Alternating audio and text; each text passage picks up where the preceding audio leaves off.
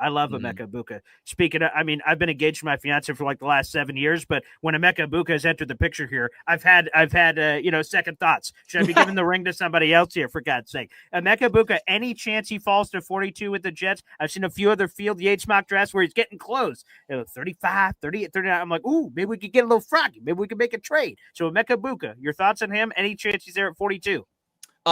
Should be 0%.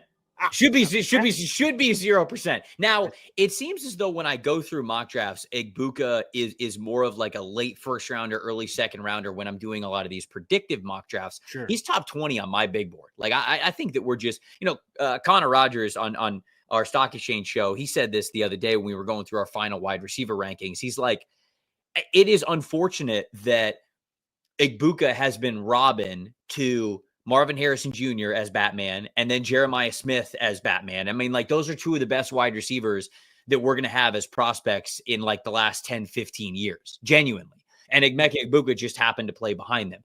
This is a guy who, if he's your wide receiver 2, you probably have one of the best duos in the NFL.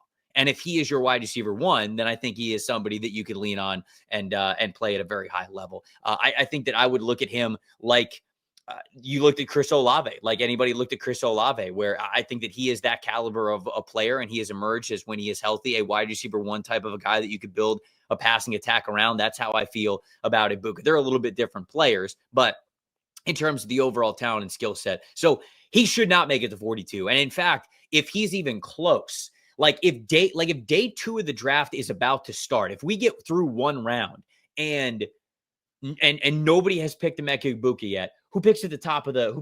Cleveland picks at the top of the second round. Yeah. Call him. Be like, what do you want for 33? We'll go up and we'll go get Emeka Egbuka. Because Egbuka and Garrett Wilson, that's a nasty 1-2 duo.